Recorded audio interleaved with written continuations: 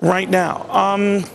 Senator, I wish I could talk a little bit more about my last guest, but to Harry Reid and what he's saying that he got a pass and a good grade from the CBO. Did he?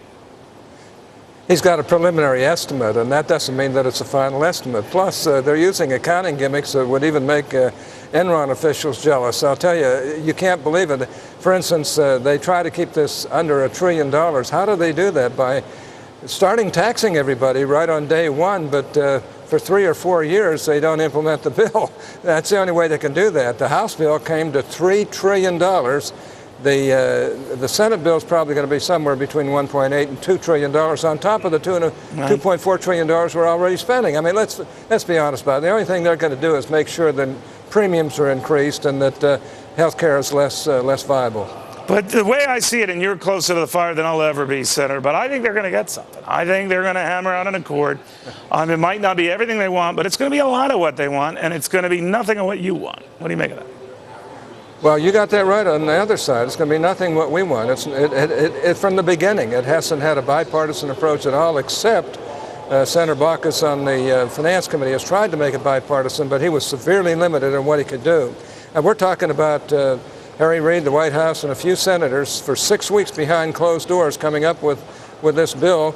They haven't shown it to any of us. They probably won't do it until Friday or Saturday. The fact of the matter is they only have a preliminary estimate.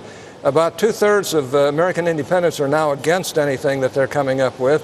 It's one-sided, partisan, and of course it's going to cost an arm and a leg. And anybody who believes that insurance premiums are going to go down or that it won't cost more and that we can spend $2 trillion in a 2,000-page bill. Remember, Hillary Clinton's bill was 1,300 pages. Anybody who believes that just isn't living in the real world. Do you have a sense, though, that, like I said, we're going to get this? But my fear with it, whether you're for taxes or not, Senator, and I'm keeping that out of the equation for the time being. Sure. I think it's very hard to get people to be committed to watching the dime if they're not paying any of the dimes. So the vast majority of Americans are not paying for any of this and leaving it to the rich to pay for it or some imaginary savings from Uncle Sam to pay for it. They're going to continue getting the tests they want. There's going to be the redundancies and the cost overruns, whatever they want, because they won't care. It's sort of like when someone rich treats you out to dinner, you'll order anything on the menu. You know what I mean? And I don't know if the dynamics change. You got that right. You've got that right. As a matter of fact, just think about it. It isn't just the rich that's going to pay for this. They got $500 billion they're taking out of Medicare to pay for this, or at least up till now that's what they've had.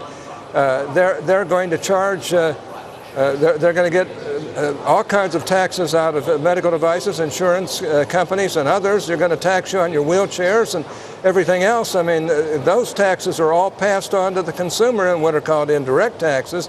Oh, I hate to tell you that the people who are not large wage earners are going to get hammered by this like you can't believe. Plus, they've used budgetary gimmicks that literally there's no way that they're going to be able to save money with the budgetary gimmicks that they've had. They've used every budgetary gimmick that you can possibly use to try and keep this under $1 trillion. And like I say, there's no way it's under $1 trillion because they don't even count the first 3 or 4 years.